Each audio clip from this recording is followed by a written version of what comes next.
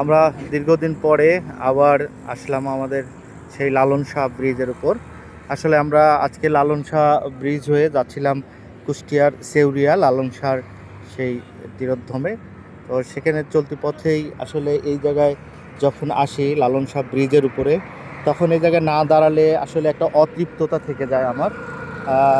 যার কারণে আমি যতবার এই পথে এসেছি ততবার আমাকে এই জায়গায় দাঁড়িয়েছি। আজকে আমার সেই মামা, তরুণ মামার সাথে, সে চিরতরুণ, তার সাথে সময় কাটাতে আসলে আমার খুবই ভালো লাগে। তার সাথেই আসলে তার ইয়াতেই আমি থ্রুতেই বলা যেতে পারে যে আমরা আজকে কুষ্টিয়ার সেই লালন শাহর অনুষ্ঠানে যাচ্ছি।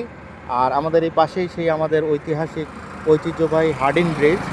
সেই ব্রিটিশ আমলে কিন্তু এই হার্ডিন ব্রিজ আমাদের এই পদ্মা নদীর উপর স্থাপন করা হয়েছিল পাবনা এবং কুষ্টিয়া, পাবনার ঈশ্বরদী উপজেলা এবং কুষ্টিয়ার ভেড়ামারা উপজেলাকে সংযুক্ত করার জন্য, বা একটা বৃহত্তম রেল সংযোগ স্থাপন করার জন্য রাজশাহী বিভাগের সাথে পুরো খুলনা দক্ষিণ বিভাগ, খুলনা যশোর পুরো একটা বৃহত্তর এলাকাকে সংযুক্ত করা হয়েছিল কিন্তু সড়ক পথে, রেলপথে, সেই ব্রিটিশ আমলে।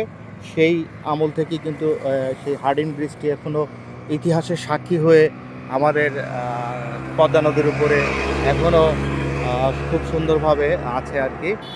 যাই হোক, কথা বললে অনেক কথা বলা যাবে। আজকে আমাদের একটু কম সময়ে বেশি পথ যেতে হচ্ছে, কারণ বের হয়েছে অনেক পরে।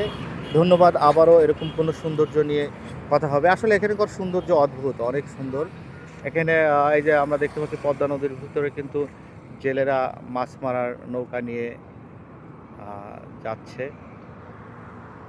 একটু জুম করি, সরি।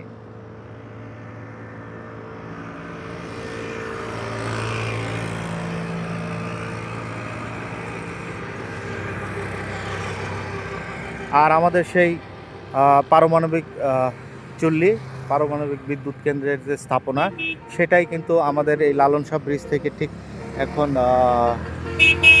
আমাদের থেকে পূর্ব পাশে অবস্থান করছে। এখন কিন্তু বিকেল সাজের আলোতে পুরা পারমাণবিক চুল্লিগুলো কিন্তু বেশ মোটামুটি মনে হচ্ছে জ্বলে আছে আর কি। এরকম একটা সৌন্দর্য কিন্তু বহন করছে এই জায়গাটা আসলে। যাই হোক, আবারও কথা হবে। ধন্যবাদ সবাইকে।